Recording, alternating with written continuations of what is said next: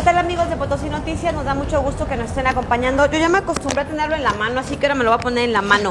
Esperemos que nos estén acompañando en una tarde ya relajada de viernes. Fue una semana corta para algunos, porque con estas pues conmemoraciones del 2 de noviembre, pues a muchos tuvieron por ahí algún descanso, algún día de asueto.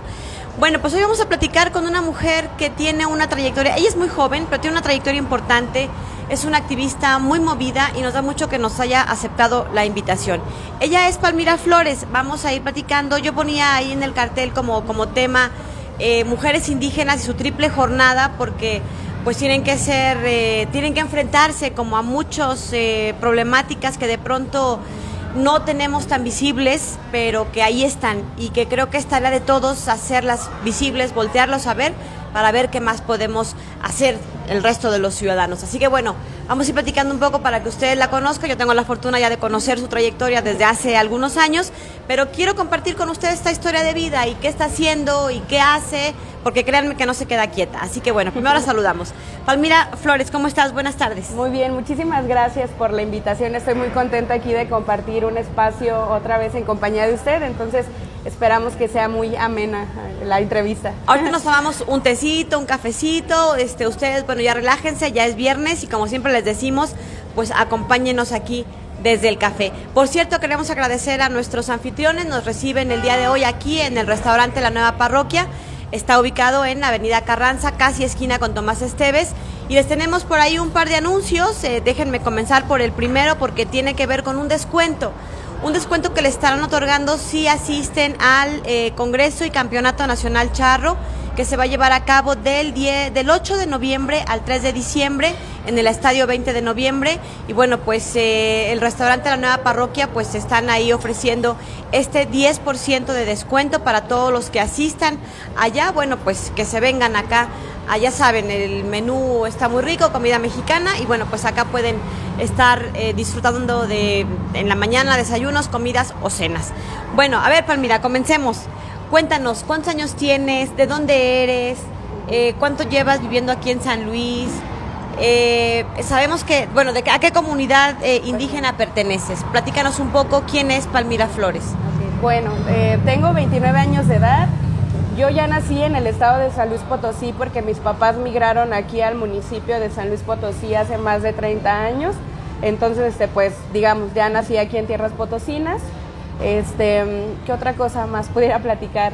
Pues bueno, me centro ahorita, en la actualidad soy representante de la comunidad Triqui. Nosotros somos originarios del estado de Oaxaca, pero como comentaba anteriormente, tenemos más de 30 años que llegamos aquí a la capital.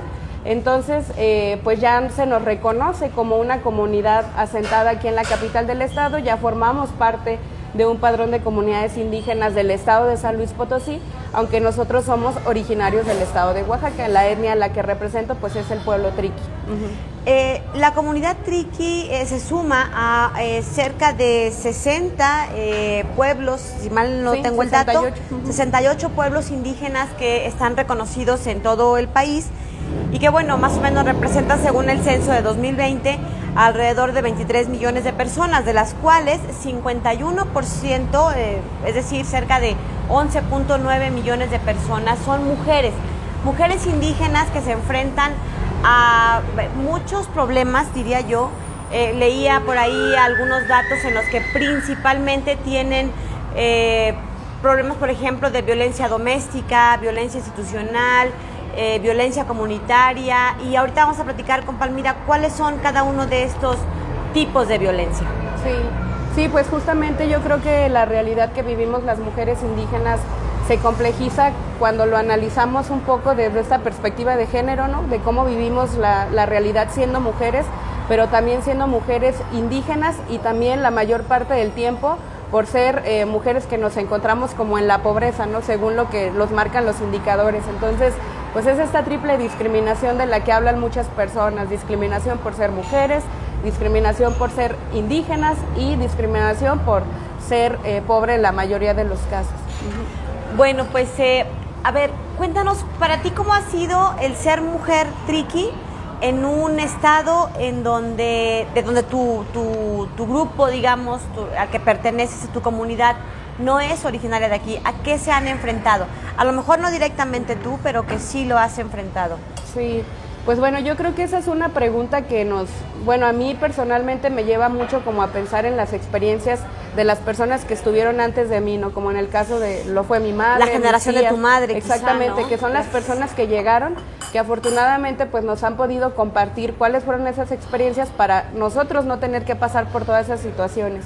Lo principal, pues la discriminación por el hecho de no poder hablar español. O sea, ese fue un problema y fue uno de los retos más importantes que yo le asumiría a las mujeres de la comunidad triqui, porque al no poder comunicar lo que ellas sentían o lo que necesitaban y también pues no tener una apertura por parte del Estado fue muy complicado para ellas en un inicio, porque primero no tenían dónde trabajar. O sea, aunque ellas llegaron aquí a la capital del estado de San Luis Potosí, no tenían propiamente un lugar donde trabajar y tuvieron más bien que empezar a buscar, ¿no? Como estos espacios.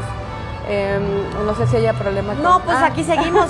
Yo creo que si nos escuchan, también van a oír de fondo las mañanitas, porque estamos, ya sabes, estamos totalmente en vivo y a esto nos arriesgamos.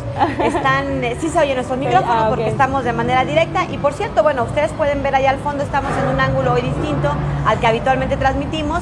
Muy amablemente ya nos hicieron llegar nuestras bebidas y bueno, agradecemos nuevamente a la nueva parroquia porque nos reciben cada semana acá. No sé si lo quieras con azúcar, ahorita nos pasan. ¿Así está bien? Sí, ¿Sin azúcar? Ok, no, igual no. Bueno, pues acá están viendo ustedes y van a seguir viendo que pasa la gente y que llegan comensales.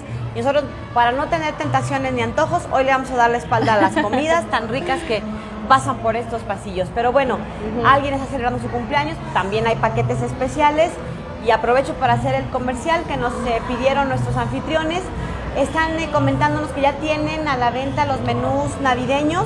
Ustedes pueden apartar sus paquetes para hacer sus posadas, sus cenas, con sus amigos, con sus cuates del trabajo o de la empresa. Finalmente, las empresas también pueden venir acá a hacer pues sus celebraciones de fin de año, las navideñas, etcétera. Bueno, estamos platicando con Palmira Flores. Ella es una mujer de la comunidad triqui y ustedes seguramente las han visto con esta indumentaria.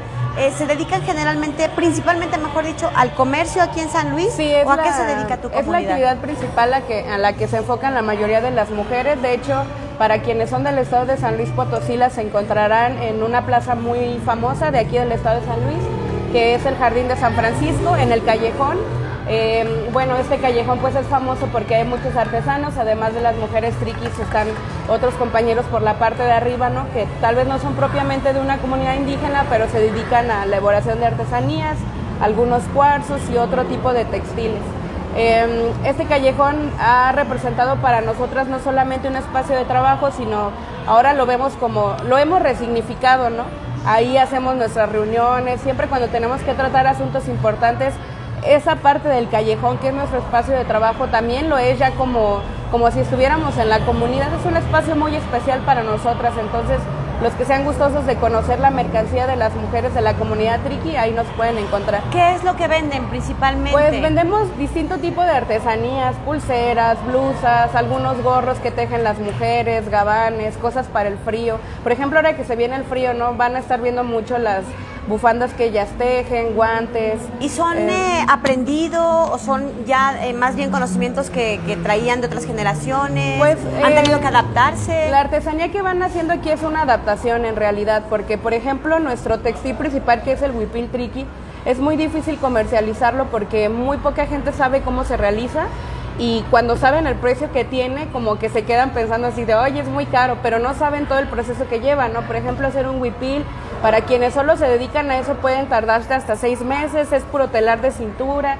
Entonces, imagínense, o sea, ellas sí a lo mejor le ponen un precio de 10,000, 12,000 pesos, pero hay mucha gente en la comunidad que incluso lo dice, ¿no? Esto debería de costar más caro porque lleva muchos meses de trabajo.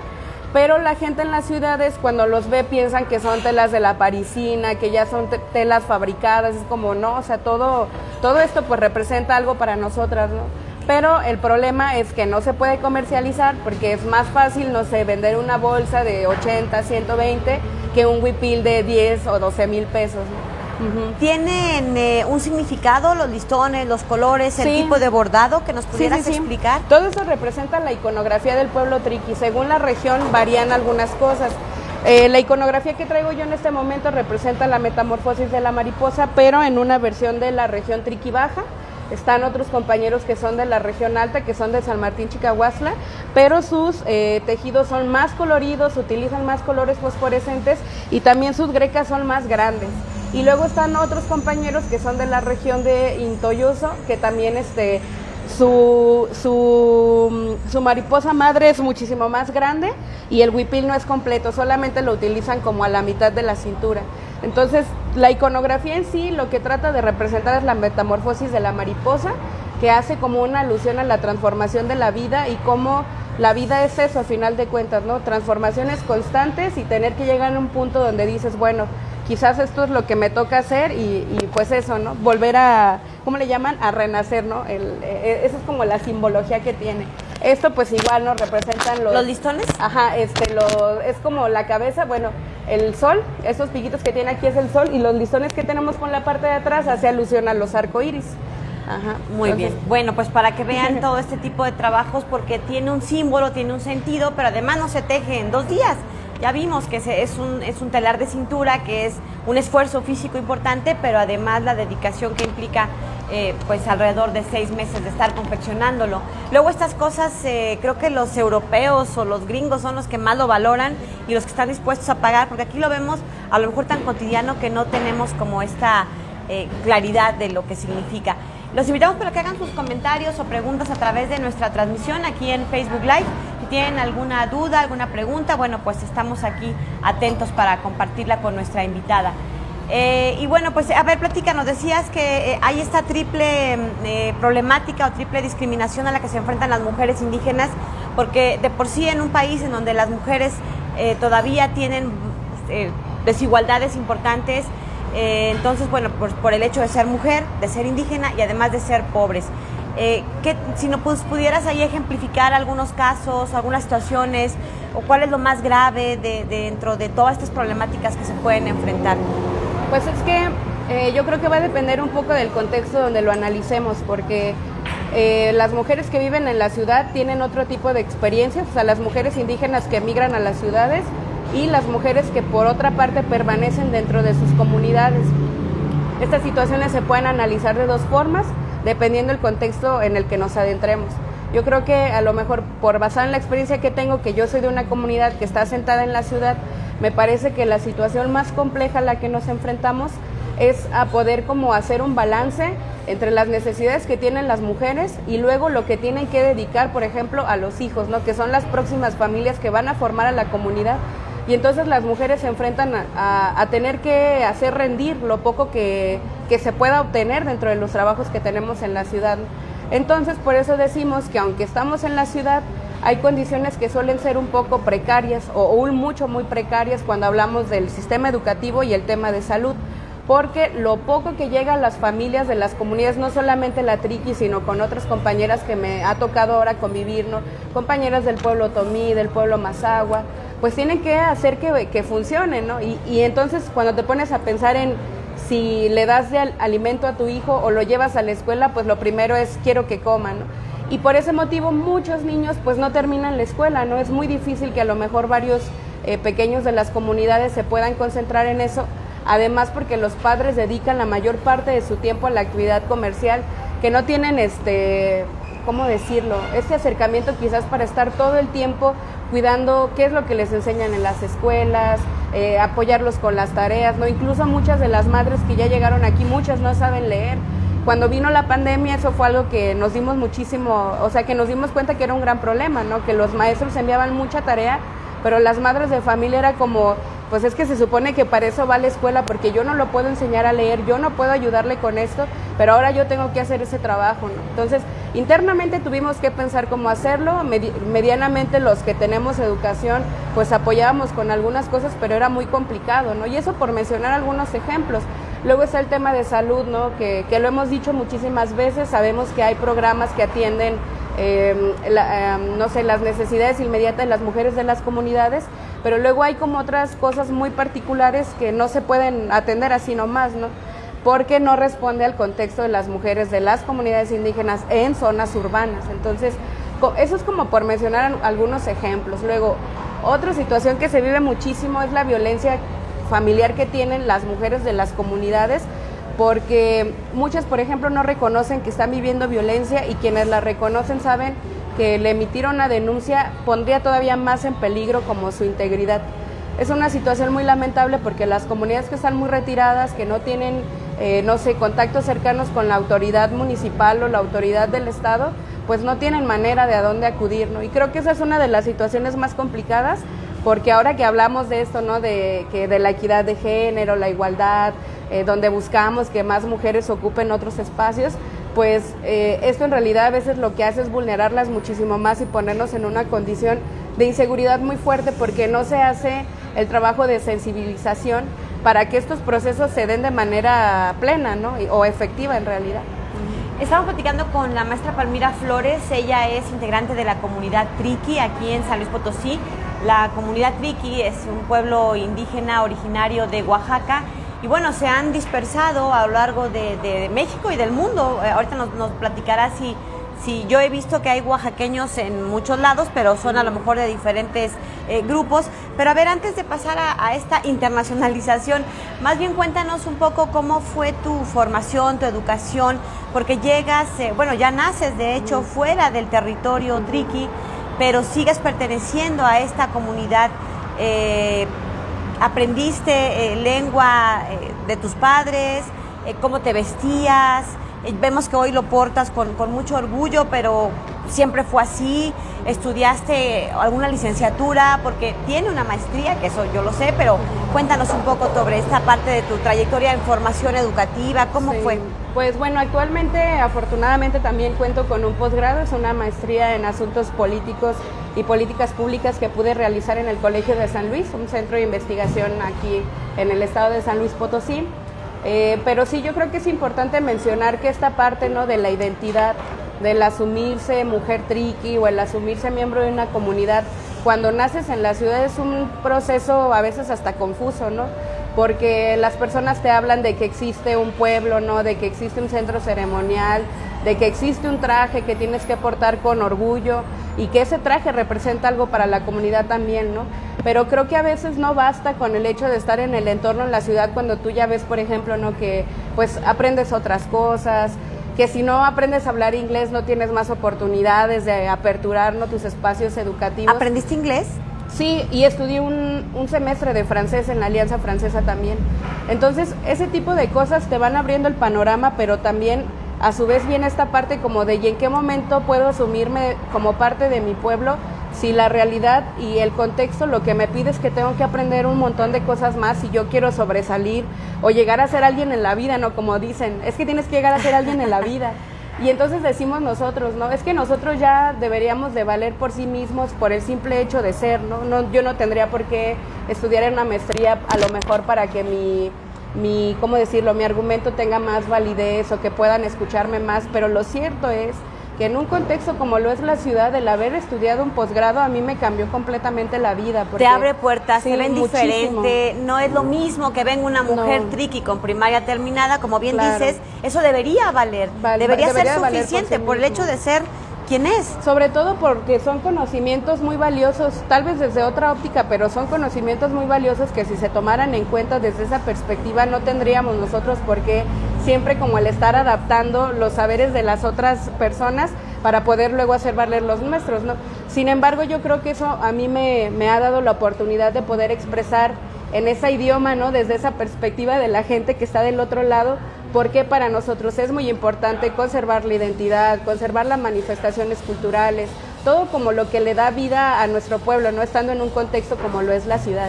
Entonces, hace unos minutos decía, ¿no?, que el haber estudiado un posgrado me ayudó muchísimo, también por esta parte como de asuntos políticos, ¿no?, porque cuando yo terminé la licenciatura y decía que era comunicóloga, era como, ¿estudiaste comunicóloga en la Universidad Autónoma Autónoma de San Luis? Ajá, era como, pues comunicóloga, que haga videos, que esto, que lo otro, ¿no? Pero cuando yo entré a la maestría en el Colsan, yo iba exactamente a los mismos eventos a los que iba cuando era comunicadora, pero cuando ya me presentaba en estos eventos de consulta indígena, no, pues estoy estudiando una maestría en asuntos políticos, era como que la gente del mismo gobierno, ¿y qué estás haciendo? Oye, ¿y qué podemos trabajar? ¿Qué propones desde tu comunidad para poder hacer algo? Era como, o sea, desde que me metí a estudiar asuntos políticos me toman más en cuenta que cuando era comunicóloga, ¿no? Entonces, a lo que quiero llegar con eso es que hay herramientas, en este caso, ¿no? Como aprender otro tipo de disciplinas, no sé, de las ciencias sociales, que nos pueden ayudar como a abrirnos estos espacios, pero para defender lo nuestro, ¿me explico? No en una dinámica de voy a aprender esto y voy a proponer cosas desde esa lógica, no, sino quiero aprender esa dinámica, quiero ver cómo funciona y desde esa lógica ahora proponer algo que nos sirva a nosotros, ¿no? Decía yo en algunas otras entrevistas que he estado que es muy interesante hacer ese ejercicio de traducción estando en el medio. ¿Qué es lo que necesita mi gente, la gente de mi comunidad? Procesarlo en un lenguaje más de la administración pública, más de los gobiernos, que les sirva a ellos, pero que a final de cuentas sigan manteniendo en esencia lo de la comunidad, ¿no? Entonces, creo que eso sí a mí me cambió completamente la vida, incluso se lo he dicho a varios compañeros de las comunidades, que el saber política pública, al menos a leerla un poco más, a saber cómo funcionan los tiempos de la administración pública municipal y estatal, te da muchas herramientas para saber decir cómo sí se deben hacer las cosas. Ahorita te voy a preguntar qué es política pública para que nos des así como algunos ejemplos y sobre todo que nos cuentes cómo ha sido la interacción. Supongo que ya te tocaron por lo menos un par de administraciones municipales, sí. y es distinto, me imagino, cómo se vive, cómo te ven y cómo se gestiona, ¿no? Desde sí, ya una formación distinta. Bueno, te manda saludos Emilio Martínez, dice que una muy buena exposición del Huipil Triqui y te mandan saludos. Gracias. Y bueno, pues también nos está viendo la licenciada Eva Alarcón, un saludo, gracias por estarnos acompañando en esta transmisión. Y bueno, a ver, cuéntanos, ¿qué son las políticas públicas y cómo te has relacionado con dos administraciones o más? Sí, dos administraciones municipales, porque yo me acuerdo que desde hace muchos años que yo era reportera, bueno, lo sigo siendo, pero antes, había ya muchas disputas por ahí, por el espacio público, por la venta, no son indígenas, o sí son, pero son ambulantes, disputas que a veces se prestaban hasta un juego político de golpeteo entre unos y otros, y los que quedaban en medio eran los comerciantes indígenas. Claro, de hecho, no sé si me equivocaré al señalarlo de esa manera, pero creo que el tema indígena en el estado de San Luis Potosí es de los temas más politizados, por lo mismo de que muchos compañeros no tienen una formación, no sé si ideológica, pero que no saben qué proyecto quieren presentar. Y entonces, detrás de cada activista indígena, yo lo he detectado en la experiencia que he tenido ahora, que hay actores intelectuales, por así decirlo, de lo indígena que les dicen qué hacer. Eso a mí me parece muy preocupante, porque algo que incluso yo mencioné cuando me metí a la maestría, porque me preguntaron, ¿y para qué quieres estudiar esto?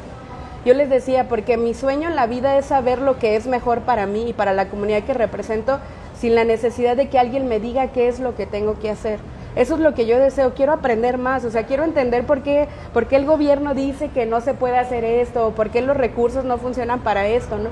Obviamente en la maestría tal cual a lo mejor no aprendí algo como eso, pero sí el tener como estas bases teóricas, ¿no? De qué se entiende por política pública, por ejemplo, que resumidamente lo que pudimos decir es que son acciones concretas de los gobiernos para resolver problemas públicos. Ahí yo creo que los actores que defendemos causas específicas somos muy importantes, porque nosotros damos como toda la información de qué es lo que realmente se debería de hacer para atacar un problema concreto. No puedes llegar a una comunidad diciendo que tú ya tienes un programa que responde a ciertos objetivos de desarrollo sin saber qué pasa en ese contexto en específico, porque es algo que yo he visto mucho también, ¿no?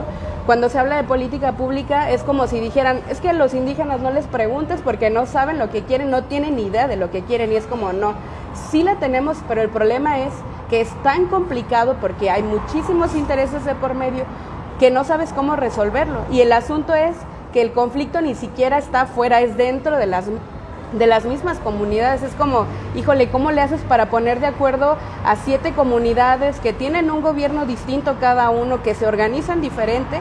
Y lo que hemos visto nosotros con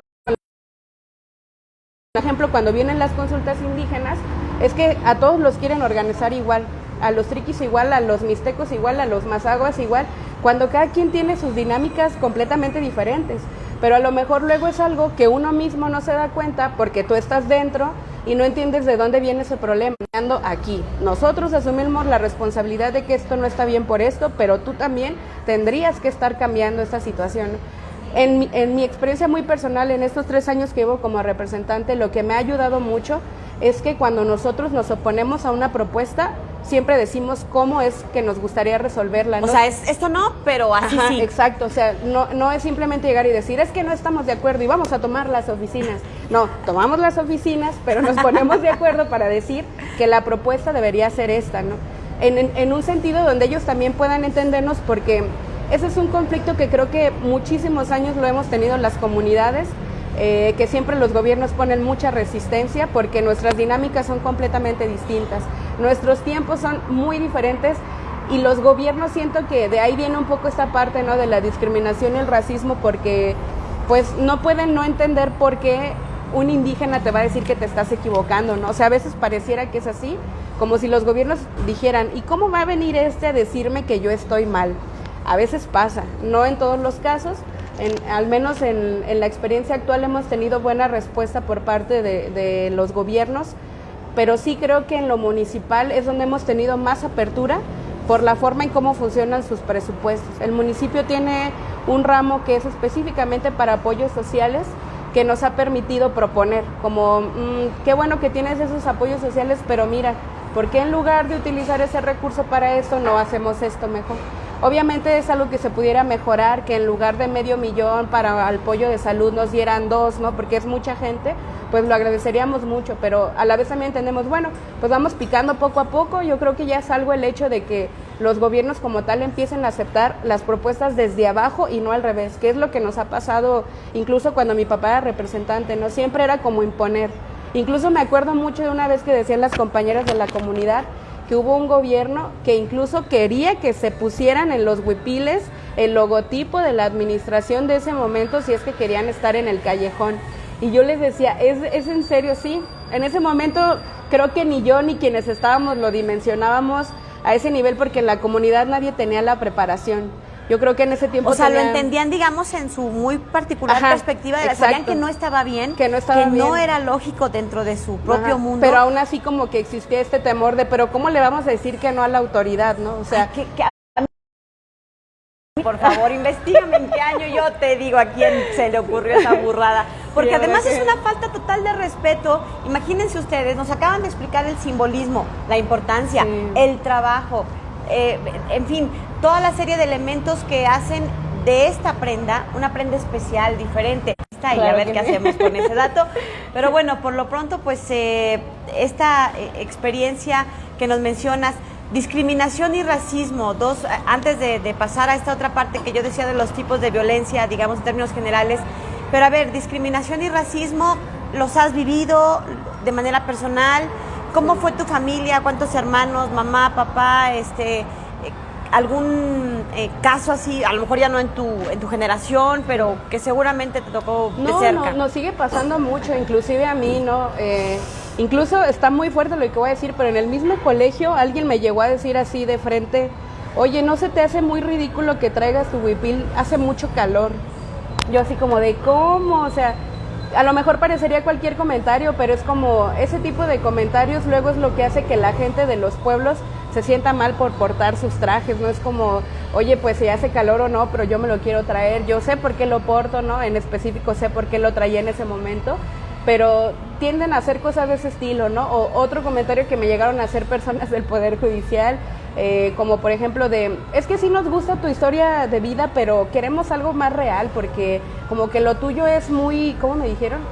Lo tuyo es muy como... ¿Color de rosa debe ser? Ajá, como algo así como, sí, pues es que mira tú, pues ya lograste pasar otra, queremos algo más real, más sufrimiento, y yo como... Pues si es una película, si no van a buscar rating. ¿No?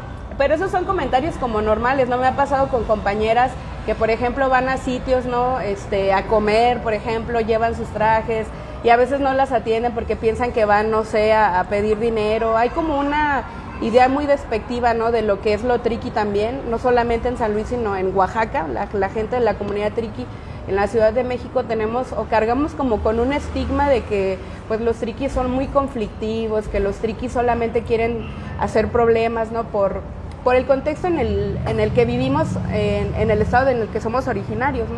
Entonces, como que históricamente siempre nos ha tocado mucho como defender nuestros territorios, nuestras ideas de otras formas, que digamos como que alrededor de la República nos ha generado una imagen ahí medio extraña, que afortunadamente pudo limpiarse un poco con los niños basquetbolistas, ¿no? Los niños triquis, los pies descalzos de la montaña, que vinieron a cambiar como esta imagen, ¿no?, de que en la comunidad triqui o en el pueblo triqui pues había otras personas, ¿no?, que estaban haciendo deporte, que hay pintores, o sea, que hay como infinidad de actores ahí que están haciendo algo distinto por la comunidad. Bueno, yo afortunadamente hasta ahorita no he sentido que haya tenido como un caso concreto de discriminación o racismo, excepto por esos comentarios que he tenido. A lo mejor en la primaria sí lo padecía más, sí me hacían unos comentarios muy feos, porque mi mamá me iba a recoger, ¿no? Entonces a veces como portando su huipil, entonces siento que luego hace mucha falta como la sensibilización en esta etapa, ¿no?, de las primarias, porque no saben, por ejemplo, qué es ser una mujer de una comunidad indígena o por qué uno porta su traje, ¿no? Hay mucha insensibilidad sobre ese tema y creo como que los medios de comunicación de pronto generan o crean un imaginario colectivo de que el indígena es ignorante, de que es chistoso, de que no puede hablar bien, ¿no? Por ejemplo, ahí tenemos a Tizoc, tenemos a la India María como dos referentes de lo indígena en nuestro país. Que son creaciones de Televisa. Claro, exactamente, entonces nos deja pensando como en eso, ¿no? ¿Por qué lo indígena siempre tiene que estar como relacionado a eso, ¿no? Como discriminado si no, en esa misma concepción que se propone. Entonces eso yo creo que luego afecta mucho al imaginario de lo que hay, ¿no?, de lo que se supone que es exactamente. Muy desventajosos. Son estereotipos que hay. Fíjense que en medio, bueno, de esta charla quisiera preguntarle a Palmira por la formación que ella tiene, un poco para que nos explique qué son estas violencias doméstica, comunitaria, institucional y militar. Pero antes déjenme, nos está llegando un buen número de comentarios, a quienes agradecemos por supuesto. Nos dice Susi León, le encanta escucharte y te manda saludos. Vania Sanz. Y bueno, pues tenemos a un par de compañeros. Ay Dios, ya me sonó aquí el teléfono. Bueno, es nuestro, mire, Felipe Morales, que está en la transmisión precisamente ya preparándose para el Nacional de Charros. Aprovecho para recordarles que habrá descuentos aquí en la nueva parroquia, 10% de descuento en el Congreso a quienes asistan al Nacional Charro, que se va a llevar a cabo del 8 de noviembre al 3 de diciembre. Bueno, a ver, Palmira, cuéntanos un poco qué es esto de la violencia doméstica y violencia comunitaria en los pueblos indígenas. Bueno, creo que ahí es importante también de pronto mencionar que tiene mucho que ver la perspectiva en la que se realicen estos estudios, porque hay opiniones divididas. Hay gente que dice que más bien los investigadores van a ponerle nombre a ciertas prácticas que en la comunidad no se ven así, que la comunidad no los ve como violencia, que las comunidades eso no, en realidad no las afecta, pero yo creo que aquí es muy importante saber qué es lo que opinan las mujeres de las comunidades, y en el caso muy concreto de la comunidad triqui, sí hay momentos muy específicos como lo es esto, lo de la violencia doméstica, que podemos entenderlo como aquella violencia que se vive en el seno primario de la familia, ¿no? La familia primaria, y que tiene que ver con lo privado, ¿no? ¿Qué es lo que se puede saber o no una vez que se cierra la puerta de tal persona, ¿no? Y la violencia comunitaria, por eso decía, ¿no? ¿Cómo entendemos estos dos conceptos? Porque, por ejemplo, en las comunidades indígenas existen formas de hacer justicia, formas de poner orden y formas de tener una convivencia social sana. Entonces, esta situación ha sido muy controversial porque para las personas que nos gustan los estudios de género, nos preguntamos si las brechas que nos quedan por resolver realmente son brechas de género o son brechas culturales. Porque luego algo que justifica mucho esta parte tiene que ver con el uso y costumbre, que así lo llaman, ¿no? Como, pues es que así es y así ha sido siempre, entonces eso no debería de ser un problema ni deberían de cuestionarlo porque las mujeres están bien. Y es como, no, o sea, quienes estamos en el tema de los estudios de género es como, No creemos que sea así. Por ejemplo, en el caso de San Luis Potosí tuvimos una situación muy delicada, ¿no? En San Luis Potosí, de un señor que quería casar a su hija como lo hacen en el pueblo, con una persona mayor, cobrando la dote que se cobra normalmente, se lo ponen las familias, pero como era menor de edad, pues iba a cobrar una buena cantidad de dinero, ¿no? Estamos hablando de 200,000 pesos por una señorita de 16 años, ¿no? Entonces, la niña, como crece en la ciudad, dice, yo no quiero, yo no estoy de acuerdo, yo no me quiero casar, no sé qué, no sé qué. Que dentro de la comunidad triqui en Oaxaca a lo mejor no está tan mal visto, claro, porque es sino parte, que por es parte, eso crecen. en la comunidad triqui tiene una función en el estado de Oaxaca que básicamente es una forma de acceder a otras tierras, ¿no? Es como una forma de decir, bueno, voy a casar a mi hija con el compadre tal, y así entonces tú tienes entrada a mi terreno y yo tengo entrada a tu terreno, ¿no? Le llaman que hay una distribución patrilocal, es decir, son siempre las mujeres las que se mueven al terreno de los hombres, nunca pasa al revés. Por eso se dice que la mujer funciona como una moneda de cambio para poder acceder a esos territorios. ¿Y esta situación ocurrió acá? Sí, y las mujeres en el pueblo saben cuál es el destino, por así decirlo, marcado que tienen. No es como, pues, a mí me van a criar para eso, tengo que ser una buena mujer, tengo que ser una buena madre de familia. Y de hecho, entre las mismas mujeres de la comunidad se dice que los hombres pagan para que a la mujer sienta pena de irse a la primera, porque ya dieron dinero por ella. O sea, es como que le cueste, ¿no? Y a los hombres igual, para que la cuides porque ve cuánto te costó tenerla y por eso tienes que respetarla, ¿no? Así se ve allá. Pero aquí en la ciudad, al tener comunicación con otras personas, aprender otras dinámicas de convivencia, otros contactos culturales, históricos, empieza a generar cambios, ¿no? De hecho, mi tesis de licenciatura se trató sobre eso, ¿no? La transformación que tienen las mujeres de la comunidad triqui respecto a los matrimonios tradicionales. Entonces, las mujeres en la ciudad dicen, es que aquí ya no es tan fácil porque las niñas ya van a la escuela y el hecho de que vayan a la escuela también les hace saber que tienen otros derechos o que quieren hacer otras cosas, ¿no? Que simplemente ya no ven como un objetivo, como una aspiración el ser madre de familia, sino que quieren hacer otras cosas. Unas quieren estudiar belleza, otras quieren hacer música, o sea, tienen otras ideas en la mente. Entonces aquí el problema o la controversia que hubo desde el ámbito judicial fue que no sabían qué justicia aplicarle a la persona de la comunidad porque él, digamos, desde su esquema mental es yo no estoy haciendo nada malo porque en el pueblo así es, pero luego estaba esta otra vertiente de los abogados que decían, pero es que estás poniendo en riesgo la protección del menor, no podemos hacer eso, tú te vas a ir a la... Entonces hizo un problema muy grande sobre esa situación, que por eso cuando hablamos de estos temas, ¿no? De violencia doméstica, violencia comunitaria, hay mucha controversia sobre cómo se entienden estos conceptos y casi siempre los que también apelamos un poquito como al tema de los sistemas normativos indígenas es siempre hay que respetar lo que dice la comunidad, pero en mi caso muy particular yo sí tengo un problema con eso porque también me encanta el tema de los estudios de género y la perspectiva de género y digo, pero es que en el momento en que se pone en riesgo la vida de una mujer y que ella misma te está expresando que no se siente bien, creo que eso ya es un problema, ¿no? Por lo mismo, o sea, si tú vives, creo que la antropología lo describe muy bien, o si tú estás en un determinado contexto, tú creces en ese contexto y no ves nada más, es normal que creas que eso es lo que tienes que hacer. Pero el caso de las mujeres que, por ejemplo, estudian, ¿no? Salen a otros lugares, empiezan a conocer otras cosas, pues es normal que empiecen a tener choques, ¿no? Que empiecen a tener choques culturales con lo que se hace al interior de la comunidad y lo que pasa después. Actualmente, por ejemplo, muchas comunidades triquis siguen practicando el tema de la dote, pero ya con el consentimiento de la mujer. Es como, sí me quiero casar, sí me gusta él, vamos a hacer lo del matrimonio y se da la dote y todo lo que se hace, pero con el consentimiento de las mujeres. Creo que eso es algo que está bien en el sentido de que no se está vulnerando ni obligando a las mujeres a hacer algo que no quieren. Yo sí soy muy partidaria de eso, no estoy de acuerdo en que se obligue a muchas mujeres o jóvenes todavía no a hacer cierto tipo de cosas, pero bueno, yo también ya soy un caso de una persona que ya salió de la comunidad, que yo crecí en la ciudad y pues digamos veo otras cosas que a lo mejor no vería si yo estuviera viviendo en el pueblo todavía. Uh-huh. Y es que la presencia hoy de Palmira nos muestra cómo ha ido evolucionando la vida de los pueblos originarios.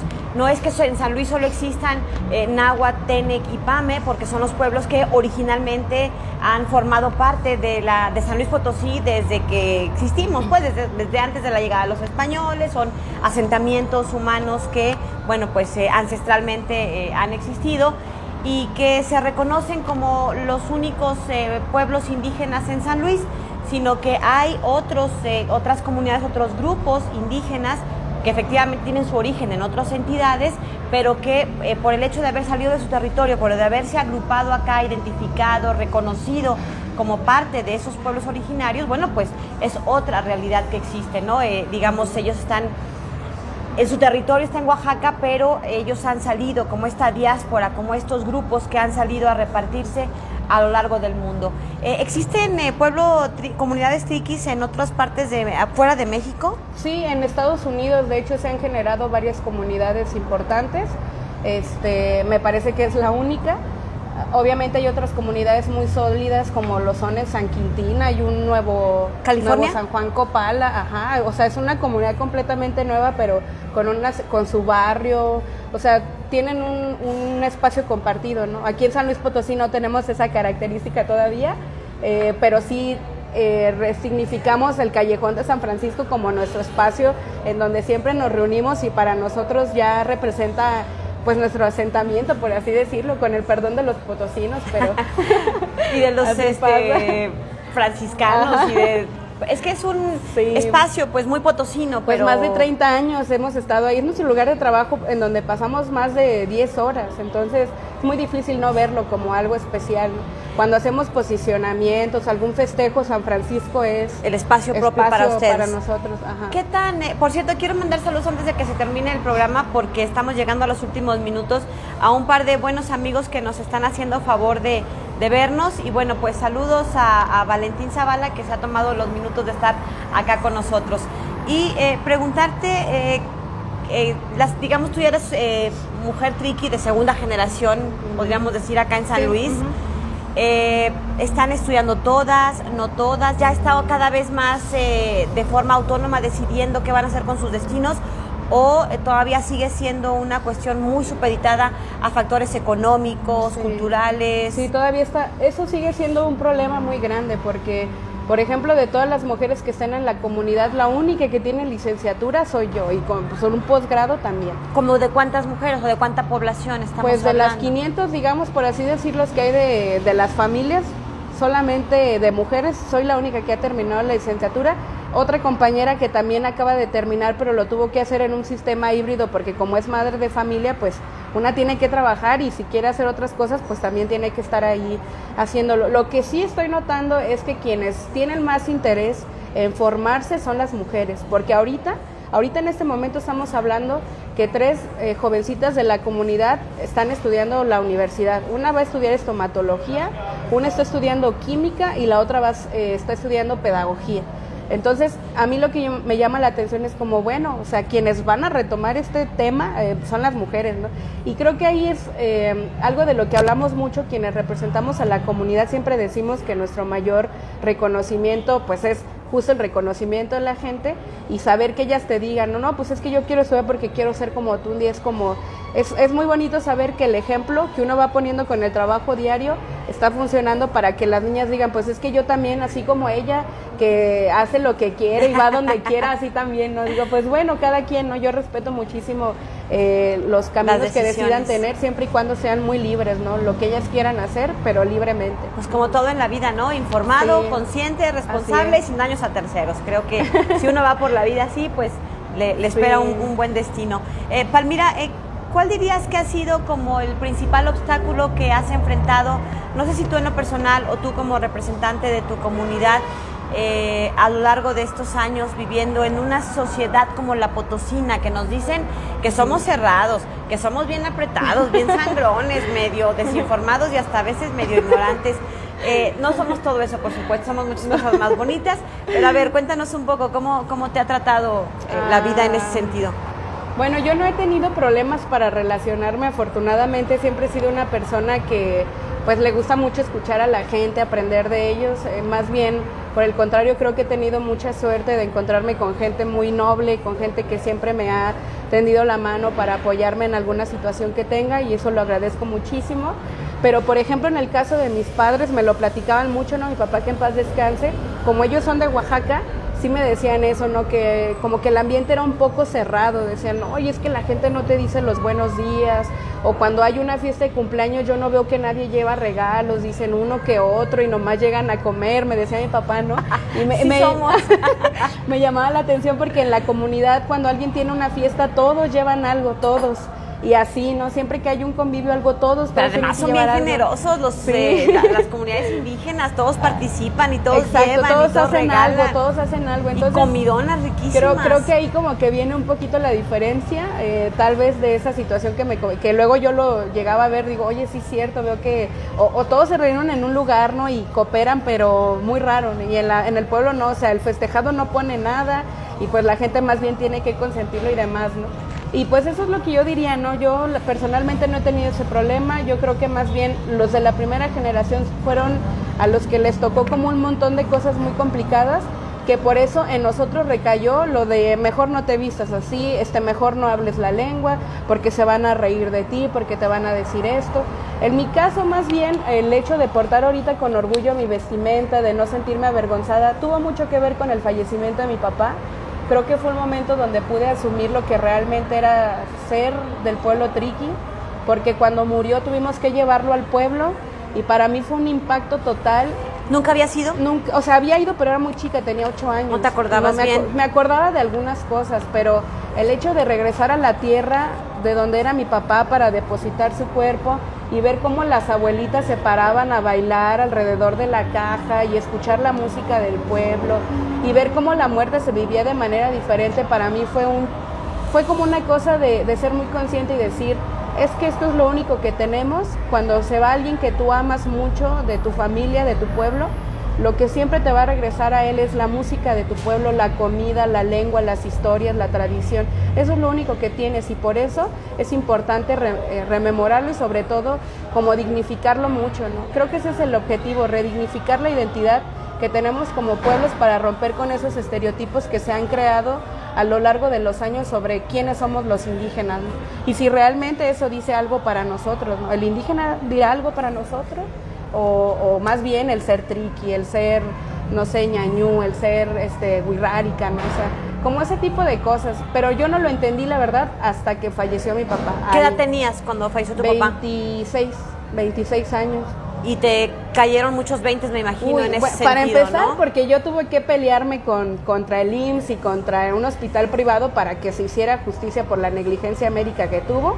Fue mi primer encuentro directo contra el gobierno y eso a mí me cambió la vida totalmente. Dije, con que de esto se trata, pelear por los derechos, o sea, porque vives una injusticia que no sabes lo que es hasta que te toca a ti y dices, a ver, si yo que tengo una licenciatura, que sé hablar español, me están haciendo esto, ¿qué no será de mis compañeros que no pueden expresarse en español, que no terminaron, pues esto que te da herramientas para poder comunicarte con otras personas? Dices que estamos de la fregada, ¿no?